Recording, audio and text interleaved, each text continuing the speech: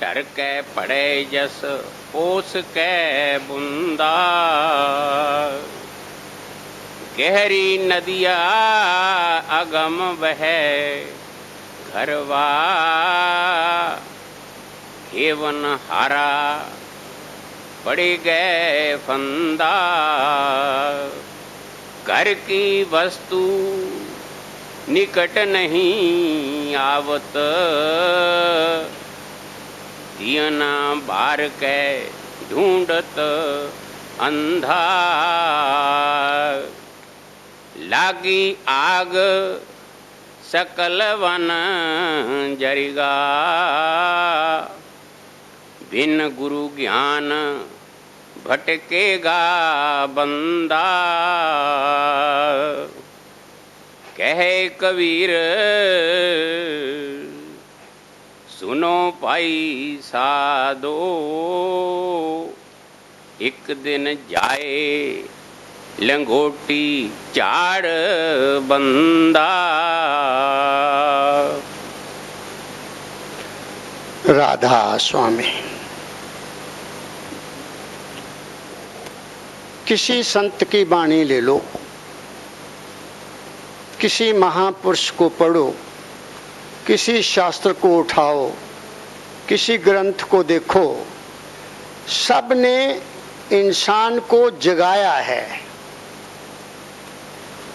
और फिर कहते हैं कि कोई मानने वाला नहीं है, कोई नहीं मानता। कबीर साहब कहते हैं कोई मानता ही नहीं, किस किस को समझाएं। यहाँ तो सब पेट का धंधा है। जो धर्म कर्म जो कुछ भी हो रहा है, ये सब पेट के लिए और कुछ भी नहीं है।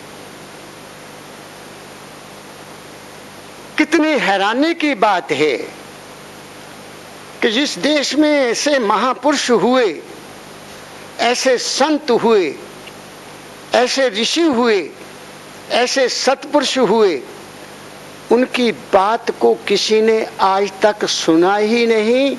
अगर सुना है तो उसको गुनाह नहीं, अगर गुनाह है तो उस पर चले नहीं, और इसीलिए वो दुखी हैं, दुखी रहेंगे, उनका दुख दूर हो नहीं सकता।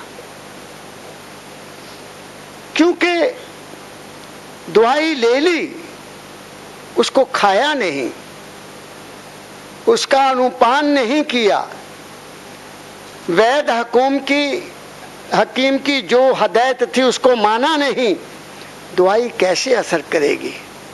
ऐसे ही जितनी मानव जाति है, इसको चाहिए क्या?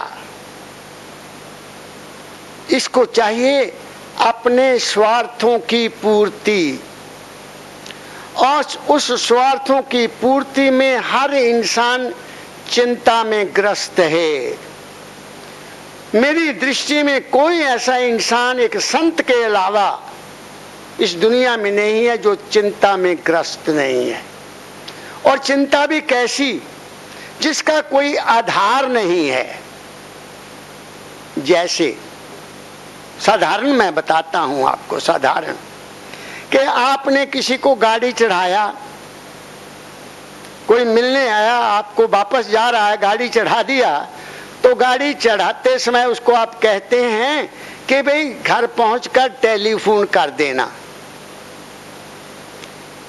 गाड़ी चली गई, जब तक वो गाड़ी वहां से टेलीफोन नहीं आएगा, वो गाड़ी चढ़ाने वाला चिंता में रहेगा, चिंता सताती रहेगी। पता नहीं गाड़ी पहुंची नहीं पहुंची, एक्सीडेंट ना हो गया हो, टेलीफोन नहीं आया, ये नहीं हुआ। वो चिंताग्रस्त है, बेफायदा चिंताग्रस्त है। बच्चे स्कूल गए हैं, स्कूल से वापस समय पर उन्होंने आना है, लेकिन स्कूल में कोई फंक्शन शुरू हो गया, बच्चा 5 मिनट लेट हो गया, माँ बाप को चिंता खा जाती है। पता नहीं क्या हो गया, बच्चे आज क्यों नहीं आए, बार बार घर से बाहर निकल कर देखेंगे, टेलीफोन करेंगे स्कूल में। ये क्या है? चिंता है तो और है क्या? हमारे जीवन में चिंता ने इतना स्थान प्राप्त कर लिया है कि हमें चैन नहीं है, न दिन को चैन न रात को चैन। कारण क्या है कि हमने उस मालिक को भूल दिया है और हम स्वयं ही ठेकेदार बन गए हैं कि जो मैं कर रहा हूं वो ही ठीक है, जो लोग कर रहे हैं, या वातावरण कर रहा है, या कुदरत कर रही है, वो बिल्कुल ठीक नहीं है। हर इंसान चाहता है कि कुदरत की हर शक्ति उसकी इच्छा के मुताबिक काम करे। हर इंसान की यही ख्वाहिश है कि समाज के लोग उसकी इच्छा के मुताबिक रहें। हर इंसान चाह रहा है कि सरकार की हर नीति उसकी इच्छा के मुताबिक हो। कैसे हो सकता है? इस संसार में ये कानून लागू नहीं होता। कानून कुदरत का लागू होता है। जो वो चाहेगा वो ही होगा, उसके अलावा कुछ हो नहीं सकता। मगर हम इस भुलेखे में हैं, हम इस अज्ञान में हैं कि मेरा ही किया हुआ सब कुछ होगा, इसलिए हम दुखी रहते हैं। और दूसरी बात, हम ये भूल गए, सारा मानव जाति भूली हुई है कि ये संसार सदा रहने वाला नहीं है। संसार रहे रहे, ये चोला सदा रहने वाला नहीं है, ये शरीर सदा रहने वाला नहीं है। ये समय आएगा, ये बिखर जाएगा। उस समय को सबने भूला हुआ है, इसलिए हम दुखी हैं। इस संसार को अपना बना लिया है, उस मालिक को अपना नहीं बनाया। इसलिए आज मैं दाता दयाल जी महाराज का एक शब्द चुना है कि जीवन में जीना कैसे है, जीवन को कैसे जीवन तो गुजर जाएगा। परम दयाल जी महाराज फरमाया करते थे कि जीवन क्या है? जीवन एक चलती हुई लहर है। कैसी? जैसे हवा की लहर है, जैसे दरिया की लहर है, ये बह रही है। जिन्होंने खुशी से गुजारी, इसको समझकर गुजारा, उसकी मौज में गुजारा, वो सुखी रहे। जिन्होंने इसको अपना समझा और अपना समझकर दुख और सुख अपने गले में डाला, वो दुखी रहे। फर्क कुछ नहीं पड़ेगा, जिंदगी बीत जाएगी। मालिक के उस दरबार से जहां से हम आए हैं वो तो आनंद का स्थान है, वो शांति का स्थान है, वो खुशी का स्थान है। मगर हमने वहां से अपना लिंक तोड़ लिया, हमने वहां से अपना नाता तोड़ लिया और यहाँ अपनी ही दुनिया बनाकर अपनी ही इच्छा के मुताबिक रहने लगे। जहाँ आशा है वहाँ निराशा जरूर है। इसलिए संतों ने हमें जीने का राज बताया कि इस जीवन को गुजारना कैसे है, वो आप सुनिए। दाता दयाल जी महाराज कहते हैं, वाणी शिव शव सागर, तू क्या सोचे रात दिन, क्यों नहीं सोचे मोहे, मुझ असोच की सोच से सोचना व्यापे तो है। संसार में अगर कोई सोचने वाली चीज है, संसार में अगर कोई विचार करने वाली वस्तु है, संसार में कोई याद करने वाली वस्तु है, तो वो क्या है? वो हमारा आधार है, जहां से हम आए हैं। संत मत में एक शब्द है सुमरन, जिसको बहुत बड़ा महत्व दिया जाता है। सुमरन का मतलब क्या है? याद करना। याद किसको किया कर जाता है? जिसको कोई भूल गया हो। जिसको हम भूल गए हैं, हम इसको याद करते हैं, उसका नाम है सुमरन। अगर कोई चीज भूली ना हो, उसको याद करने की जरूरत नहीं पड़ती, वो तो पता है कहाँ रखी है, कहाँ कोई चीज घर की कहाँ रखी है, वो याद करने की जरूरत नहीं। पता है अलमारी में फलां चीज रखी है, रसोई में फलां चीज वहां रखी है, कपड़े कहीं कहाँ रखे हैं, हर चीज का पता है। जिसका पता है उसको याद नहीं किया जाता। जिसको हम भूल गए हैं उसको याद किया जाता है। और वो भूले हम क्या हैं? हम अपने अपने आद घर को भूल गए हैं।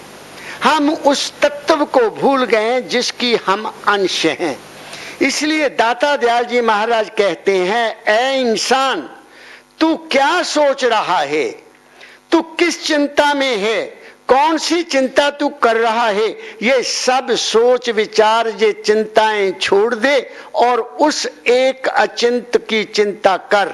वो एक ऐसा जिसमें कोई चिंतन नहीं है, जिसमें कोई आशा नहीं है, जिसमें कोई निराशा नहीं है, जिसमें किसी तरह का कोई विक्षेप नहीं है, उसको अगर तू याद करेगा तेरी सारी चिंताएं खत्म हो जाएंगी।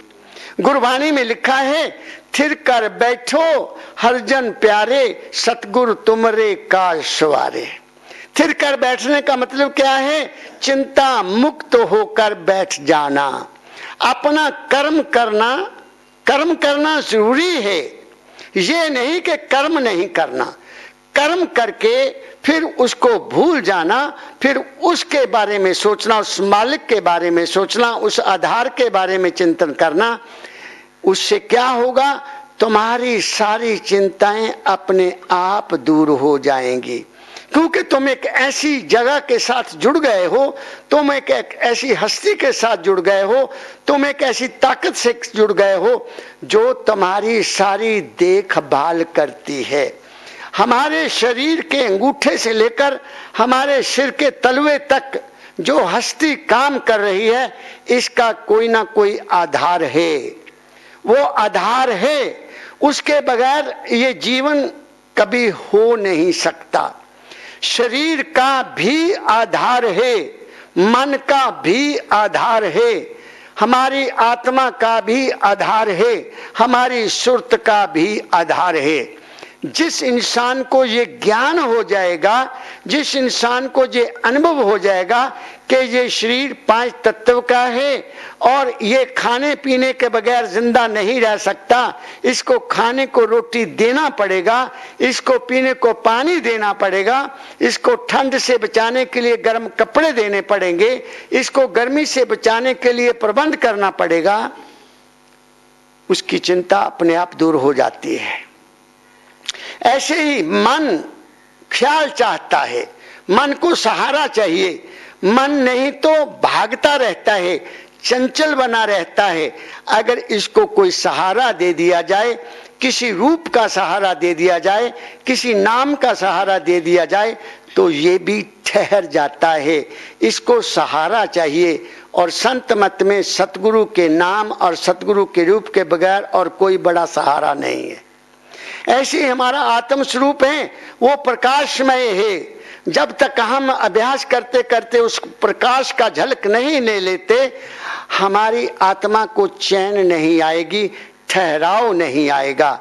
ऐसे ही हमारा असली जो रूप है, जिसको संतों ने सुरत कहा है, जिसको संतों ने चेतना कहा है, उसको भी जब तक अपने शब्द के साथ, अपने आधार के साथ उसका मिलन नहीं होता, इस इंसान को कभी चैन नहीं आ सकती।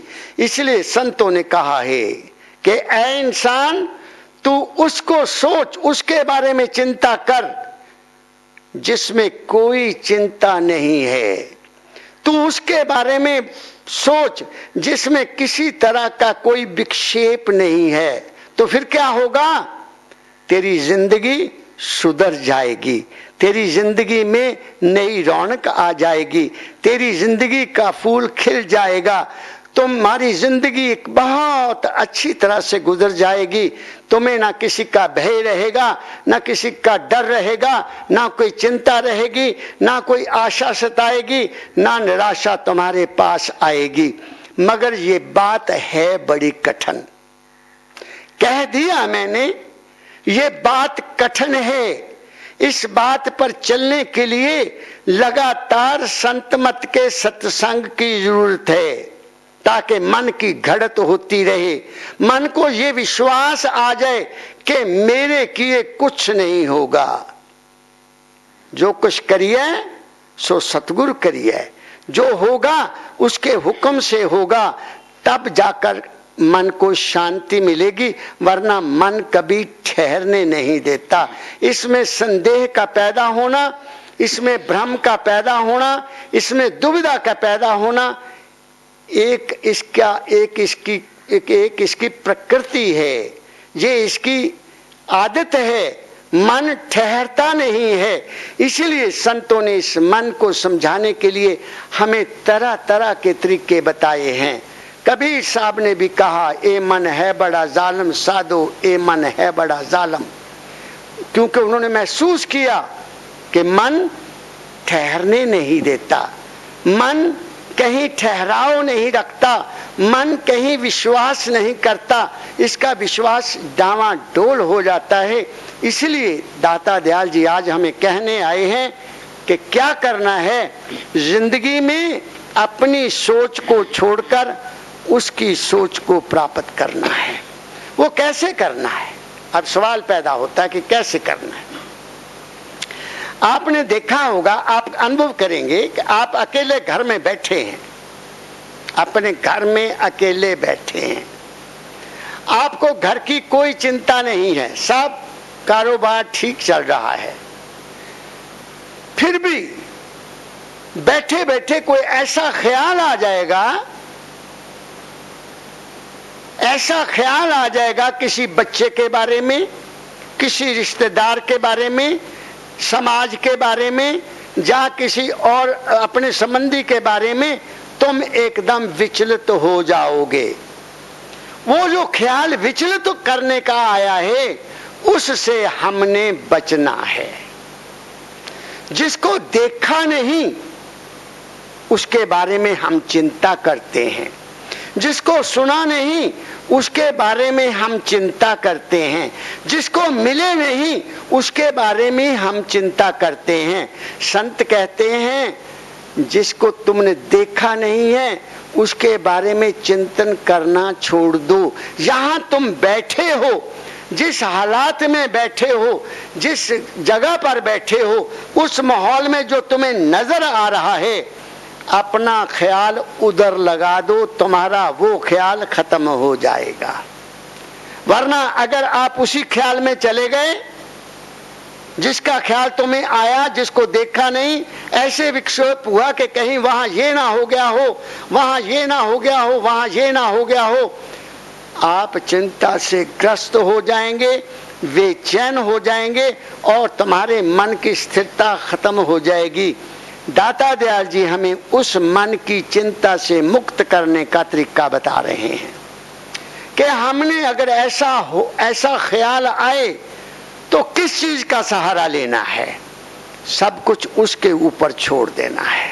जो करिए सोई भला, उसमें अपने आप को लपेटना नहीं है, उसमें अपने आप को गर्क नहीं करना है, उसमें अपने आप को जो ही दुख नहीं देना है, बल्कि सबका भला सोचना है। उस नेगेटिव ख्याल को, उस बुरे ख्याल को काटकर अपने आप को ठहराव में लाना है। यही दाता दयाल जी महाराज कहना चाहते हैं। आगे चलिए। तारूं तारूं तार दूं, तारूं निस्संदेह, तेरे देह की क्या कहूं, तारूं कुल और गेह। अब दाता दयाल जी महाराज एक और आश्वासन दे रहे हैं कि जो आदमी संसार की चिंताएं छोड़कर, अपनी चिंताएं छोड़कर, घर गृहस्थ की चिंताएं छोड़कर केवल उसको याद करता है, केवल उसके चिंतन में रहता है, दाता दयाल जी कहते हैं वो तर जाएगा, वो तर जाएगा, वो तर जाएगा। तर जाए का मतलब क्या है? उसका ये जो चिदाकाश है वो साफ हो जाएगा। इस चिदाकाश में उठने वाले भिन्न भिन्न ख्याल खत्म हो जाएंगे। जब ख्याल खत्म हो गए तो बाकी क्या रह गया? बाकी तो संसार तुम्हारा, तुम संसार से मुक्त हो गए। इसीलिए वो कहते हैं तारूंगा, मैं तुम्हें तारूंगा, जरूर तारूंगा। तुम्हें ही नहीं तारूंगा बल्कि तुम्हें भी और तुम्हारी कुल को भी मैं तार दूंगा। कितनी बड़ी गारंटी है, कितना बड़ा विश्वास दिया है संतों ने कि ऐ इंसान, यदि तू दुनिया के बखेड़ों को भूलकर, दुनिया की चिंताओं को छोड़कर, अपने जीवन से संबंधित रखने वाली उलझनों को छोड़कर केवल उसकी चिंता करता है, उसका चिंतन करता है, वो तुम्हारी हर जगह हर स्थान पर मदद करने के लिए आएगा। ये कभी हो नहीं सकता। जिन्होंने उसका विश्वास किया है, जो उसके ऊपर निर्भर हो गए, उनको ना जाने किस किस ने क्या क्या दुख दिए। कबीर साहब को उस समय की सरकार ने कितना दुखी किया, नामदेव जी को गाय की खाल में लपेट दिया, श्री गुरु नानक साहब जी महाराज के साथ को से चक्की पिसवाई, वो सभी खत्म हो गए। नाम केवल उन संतों का रह गया जिन्होंने अपने आप को उसके साथ जोड़ा हुआ था। केवल उनका नाम अमर है, केवल उनकी वाणी अमर है। और आज हम उनकी उस अचिंतपने को याद करके अपना जीवन का मार्ग अपनाते हैं। इसलिए दाता दयाल जी महाराज कह रहे हैं कि ऐ इंसान, ऊंची बात है ये रहनी बहुत ऊंची है, बहुत समय लगता है इसको, लेकिन अगर बात समझ में आ जाए तो इस जैसी जिंदगी और खुशहाल हो नहीं सकती। हम दुनिया में, मैंने देखा है, मैं तरह तरह के लोगों को मिलता हूं, हर इंसान ने अपनी जिंदगी का जाल अपने ही ख्यालों से बनाया हुआ है, और वो जाल या नफरत का है, या द्वेष का है, या शत्रुता का है, या दुविधा का है, या संशय का है, या भ्रम का है। उसी जाल में हर इंसान फंसा हुआ है।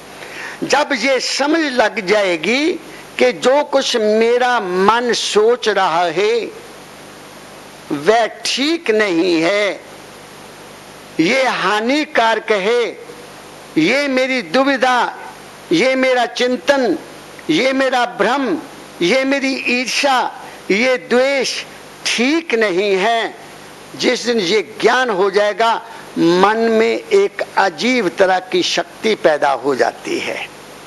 वो अंतर से प्रेरणा देती है, वो प्रेरणा तुम्हारे जीवन को परिवर्तित करके रख देती है। यही संत मत की सबसे बड़ी महत्व है। संत मत का सबसे बड़ा महत्व यही है कि वो जीने का राज बताता है।